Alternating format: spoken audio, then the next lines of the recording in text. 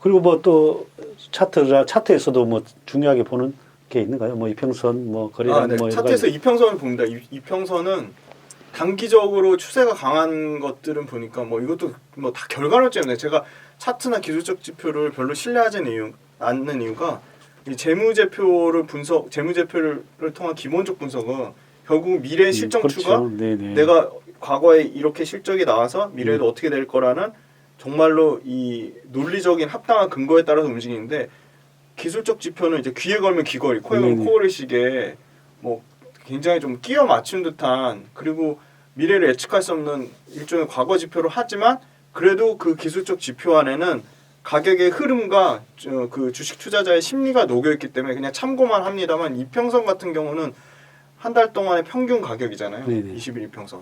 근데 보통 추세가 강한 종목은 20일 이평선 위에서 보통 주가가 네네, 빠지지 않고 타고 네. 올라가는 네. 추세가 있어서 저는 이제 20일 이평선을 보는데 원래 철저하게 아까도 계속 말씀드린 싸게 사는 게 중요하기 때문에 더 장기로 봅니다. 120일 이평선, 240일 이평선을 좀 더 중요하게 보고 있습니다. 왜냐면 철저하게 싸게 사야지 저희가 버틸 수 있거든요. 맞습니다. 네. 언제든지 그럼 장기 평선 중에서는 제일 많이 보는 장기 평선이 어떻게? 네, 저 240일을 제일 많이 봅니다. 그렇군요. 네. 그럼 그리고 가격적으로는 52주 최저가 종목들 좋아합니다. 52주 최저가. 네. 비슷한 면이 많습니다. 제가 그 말씀드렸잖아요. 대표님하고 저하고 굉장히 시너지 효과가 많이 날 수 있을 것 같습니다. 그럼 매크로 지표 중에 꼭 참고할 만한 지표가 있다면 어떤 게? 매크로 지표도 워낙 얘기하시는 분들 많은데 그것도 결국은 예측의 영역이잖아요. 그래서 상당히 매크로 지표가 단기적인 그 어떤 기업의 주가에 영향을 미칠 수는 있어도 펀더멘털한 영향을 안 미친다고 저는 보고 있고요. 그래서 매크로 지표를 굳이 본다면 결국 이제 주식도 철저하게 수요와 공급의 원리인데 저는 기관 투자자의 흐름보다는 외국인 투자자의 흐름 굉장히 중요하게 생각하고요. 왜냐하면 장기 투자하기 때문에 외국인 투자자의 흐름 중요하게 생각하는데 외국인 투자자의 수급에 영향을 미치는 게 역시 환율이잖아요. 그래서 그렇죠. 환율의 흐름을 좀 중요하게 보고 있고요. 그 다음으로 보는 거는 역시 금리입니다. 금리가 결국 지금 저희가 장이 오른 게 결국 유동성 장세로 그렇죠. 시중에 돈을 풀어서 이걸 아직 수거하지 않아서 시중에 풀어놓은 돈으로 그렇죠. 자산 금융자산을 그렇죠. 올려놨는데 언제든지 이게 유동자산 이 금융자산 풀어놓은 그렇죠. 그 금리에 의해서 올라간 거를 돈 수거해 그러면 주가는 뭐 언제든지 박살날 수 있다고 생각하기 때문에 금리 흐름을 유심히 보고 있습니다. 또 다른 걸 어떻게? 또 다른 환율, 거는, 금리? 네, 금리하고 환율을 보고요. 네. 그다음에 또 매크로 지표 중에 보는 거는 그 제조업 지수. 제조업 지수. PMI 지수. 예예예. 아주 좋은 팁을 주셨네.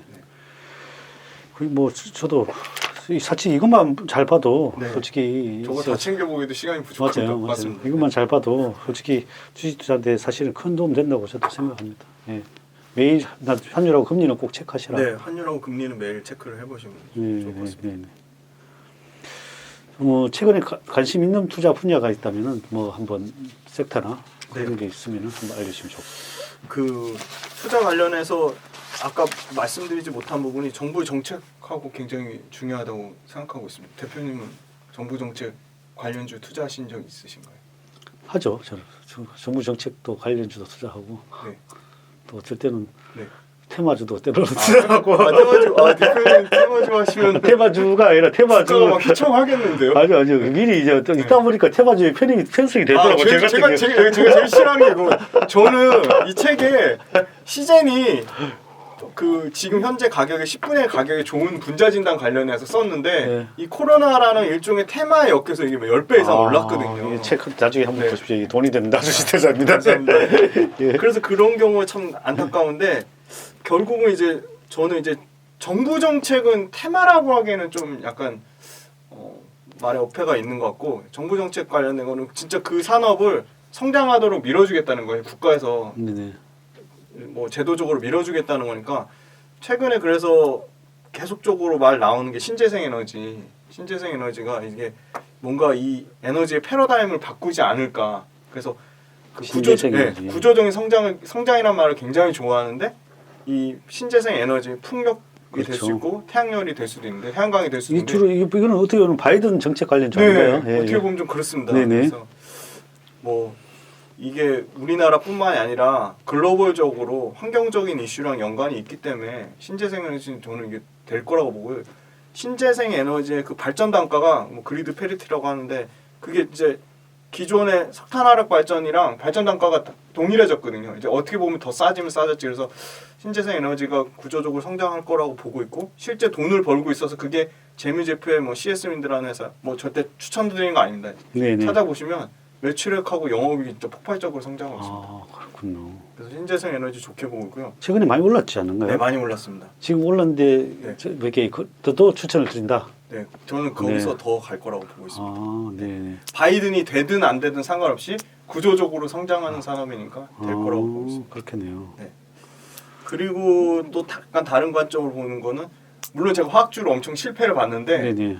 화학주가 기존에 코로나 그러니까 경기랑 무관하게 코로나 이전에도 뭐 기초 석유화학 제품의 스프레드는 이제 판매가 원재료 가격 차이잖아요. 스프레드 마진으로 수익을 잘 냈었는데 코로나로 인해서 뭐 예를 들어 금호석유화학 같은 경우 위생장갑 관련된 자료, 라텍스 재료 만드는 걸 엄청 잘 팔고 뭐 하나케미칼이나 뭐 이제 하나솔루션 또 태양광이랑 또 엮여서 시너지 효과를 내고 롯데케미칼 같은 경우는 기존에 미국에 있는 로컬 업체들이 뭐 셧다운 돼가지고 불광력 쪽으로 이제 폐쇄하고 그러니까 오히려 그렇게 바닥권에서 턴어라운드 그러니까 뭐 화학주로 제가 실패도 봤지만 오히려 화학주가 지금 바닥권에서 턴어라운드에서 올라오고 있거든요 실적이. 네네. 그래서 적자 내던 회사가 흑자 전환하는 이런 거는 역발상으로 턴어라운드 투자는 굉장히 좀 좋은 제가 정말 저도 좋아하는. 네 저가에 싸게 살 수 있는 좋은 관점에서 화학주는 좀 화학주. 네, 경기를 잘 타셔야 되는데 화학주는 내년까지는 좀 굉장히 좋게. 그래요. 네. 오늘부터 화학주 공부해봐야겠네. 네. 화학주가 너무 실생활에서 많이 쓰이니까요. 네, 그래서 좋게 보고 있습니다. 그리고 화학주는 이제 저희 그 보니까 이제 뭐 롯데케미칼도 그렇고 금호석유화학도 그렇고 롯데정밀화학도 그렇고 굉장히 글로벌 경쟁력이 있거든요. 아까 좋은 주식 관련돼서 말씀 못 드린 게 국내보다는 글로벌적으로 매출이 30% 이상 나오는 회사들은 그만큼 가격 경쟁력이 있다는 거고요. 마진을 많이 남길 수 있다는 거니까 글로벌 매출처로 다변화되어 있는 회사들 보면 굉장히 좋을 것 같습니다. 아 이게 지금 주문해야 되는데. 아, 네. 장이 끝났네. 계속 소통하시죠. 내일 주문 넣도록 하겠습니다. 아 역시 현금 보유로 하고 계시는군요. 네. 그리고 뭐 그래서 이 투자해서 뭐 수익률이 또 좋았던 게 있는가요? 아, 네. 최근에는 예. 역시 뭐 비대면 관련해서 이 전자결제주, 그러니까 전자결제주 자체는 원래 돈을 잘 벌고 있었거든요. 네네. 원래 이제 제가 뭐 딱 보면은 그 예를 들어 전자결제 관련 사업 중에는 1등하고 2등만 보는데 네네. 아무래도 1등주가 좋은 게 빠질 때 덜 빠지고요. 하방 경직성이 그렇죠. 굉장히 단단하더라고요. 네네. 그래서 되도록이면 그 업종에서 1등 1등주 맞아요. 1등주. 무조건 1등주 1등주 투자하는 거를 예. 좀 추천드리고요. 그러니까 권유를 드리고요. 1등주 관련해서 전자결제주 1등주가 NHN 한국사이버결제인데 네네. NHN 한국사이버결제는 피지 사업이라 가지고 그러니까 그 카드사 가맹점이랑 그 카드사의 중간 결제하는 대행하는 업체였는데 이게 해외 최근에 이제 아주 따끈따끈한 그 기사로 구글하고 결제 서비스 체결했더라고요. 네네네. 뭐 그 전에 애플도 돼 있고요. 네네네. 그래서 해외 관련된 결제액이 뭐 폭발적으로 33% 이상 오. 증가해서 이 IT 관련 서비스 매출액 증가율로 올해 3분기, 4분기 연속으로 아마 NHN 한국사이버결제가 1등 할 것이라고 보고 있어서 성장률이 좋겠네요. 예. 그 3월달에 폭락할 때 사가지고 한 40% 정도 수익이 났습니다. 와. 네. 근데 안 파는다 저는 왜냐면 거기서 더 성장할 거라고 보고 있기 때문에. 더 성장한다. 네. 전자결제 관련된 산업은 계속적으로 원래 캐시카우로 돈을 잘 벌고 있었는데 해외 결제 사업 그리고 오토 서비스는 신성장 동력으로 더 성장할 것이라고 기대되는 그 회사라고 보고 있기 때문에 좋은 회사는 캐시카우도 있으면서 성장 동력이 잘 조화된 회사를 좋게 보고 있습니다. 오늘 지금 연말이 지금 안 그래도 3억 양도세 때문에 또 있고 맞습니다. 네. 지금 연말 장세가 뭐 지금 어떻게 보이십니까? 저도 좀 헷갈리던데.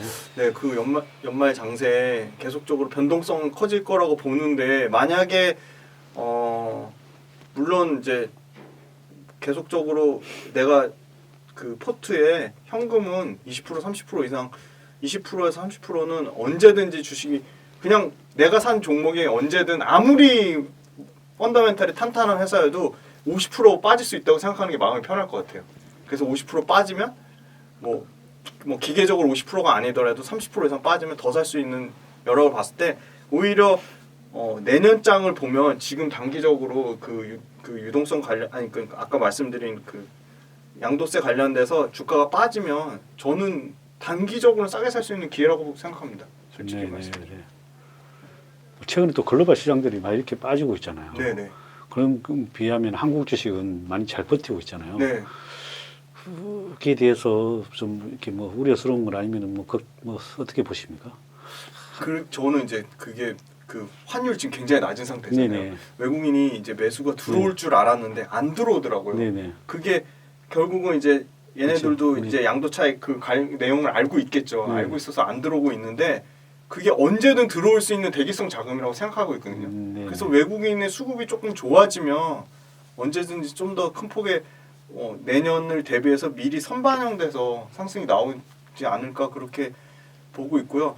단기적으로는 계속적으로 변동성 큰 장세가 계속 될 거라 보지만 그 변동성 관련된 이슈도 양도세도 어찌됐건 간에 주식이 제일 싫어하는 게 불확실성인데 그렇죠. 결론이 날 거고 11월 달 안으로 그 다음에 대선 관련된 이슈도 이제 불과 3일 남았잖아요. 네네. 3일 되면 결정이 날 거고 그래서 이 불확실성이 제거되는 순간 이제 오히려. 대표님 말씀하신 대로 철저하게 실적 장세로 간다 치면 실적 장세는 올해가 워낙 기저 효과가 있기 바닥이 쳤기 때문에 내년에 좋으면 이렇게 변동성 있는 구간에 다시 한번 포트를 점검하셔가지고 안 되는 놈들 정리해가지고 성장성 나오는 회사들 중에 실제 숫자 찍히는 회사들로 포트를 한번 재정비를 하시는 게 좀 좋지 않을까 그렇게 생각하고 있습니다.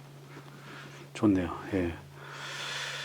그리고 꼭 본인이 어필하고 싶은 뭐 차별성이나 네. 뭐 하고 싶은 이야기가 있다면 있을까요? 네, 저는 이제 주식으로 자산을 불리기도 했지만 엄청 많이 억에 가까운 돈을 날려봤기 때문에 개인 투자자분들의 정말 실질적인 심정을 너무나 잘 이해하고요.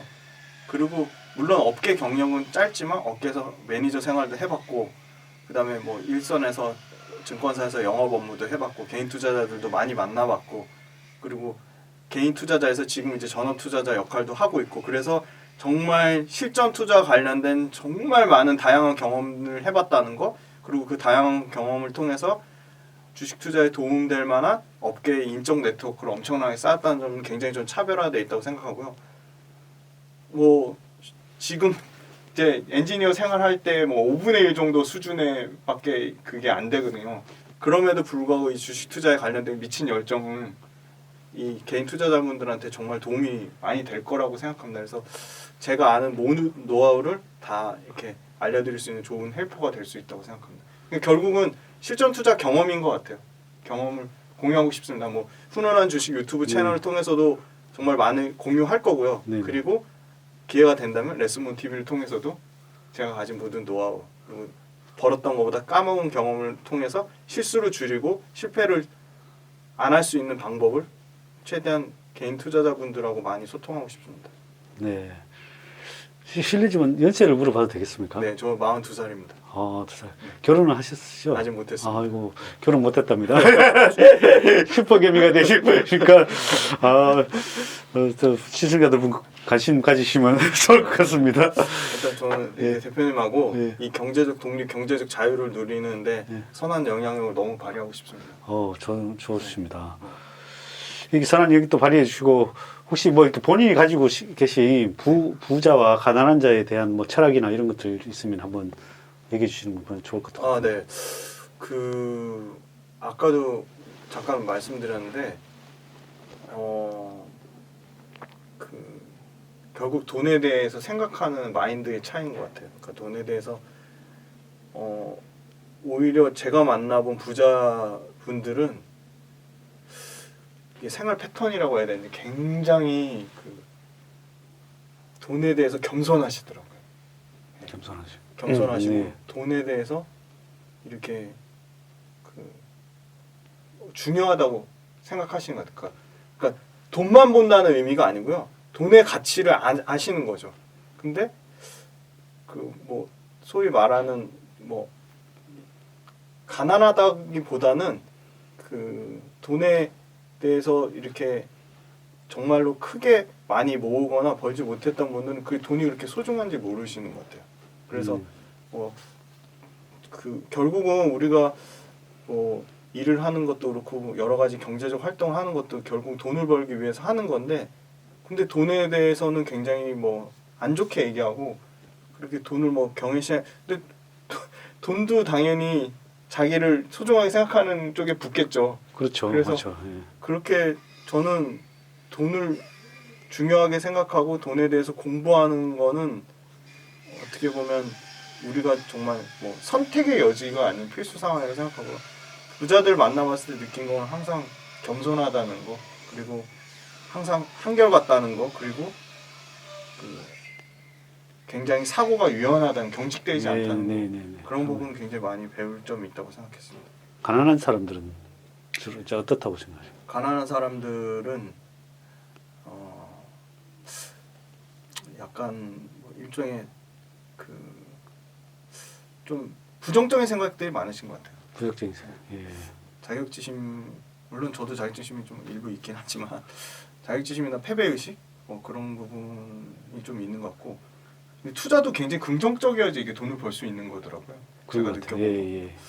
굉장히 긍정적인 부분이 중요한 것 같은데, 투자를 못하죠, 비관적이면. 네. 투자를 어떻게 맞아요. 이게 내 회사를 믿어야 되는데 예. 믿질 못하시더라고요. 예. 내가 투자한 회사를. 예.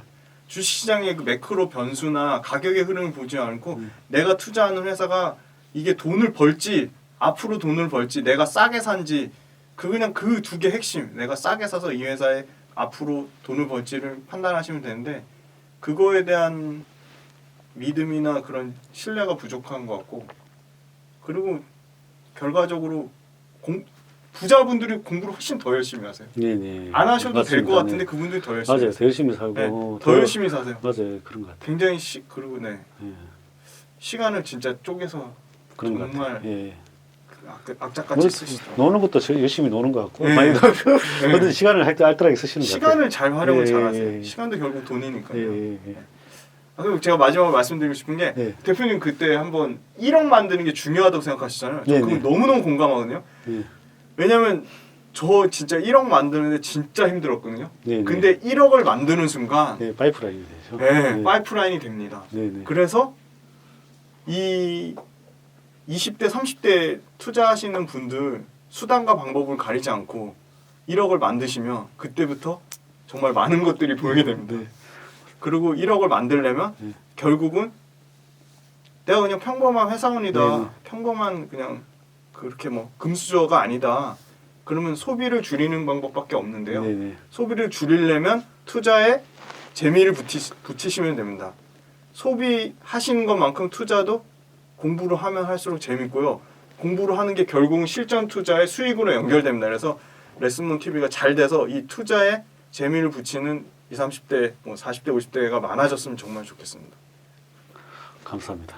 그 마지막으로 오늘 뭐 이렇게 본인이 이렇게 책을 쓰셨는데 이 책에 대해서 한번 소개를 한번 해주시면 좋을 것 같은데 네. 이 책이 내용이 어떤 건지 한번 간략하게 한번 알려주시죠. 책 소개까지 감사드립니다. 네. 이게 그 제가 뭐 쓴지는 한 2년 정도 됐는데 실제 나온 거는 이제 3개월 정도 됐고요. 요거는 이제 제가 생각하는 이제 메가 트렌드 산업은 전체 산업의 성장이 약 15% 이상. 그러니까 전체 산업이라고 하면 관련된 밸류 체인들까지 다 성장이 나오는 그런 산업을 이제 메가 트렌드 산업이라고 보고 있고요.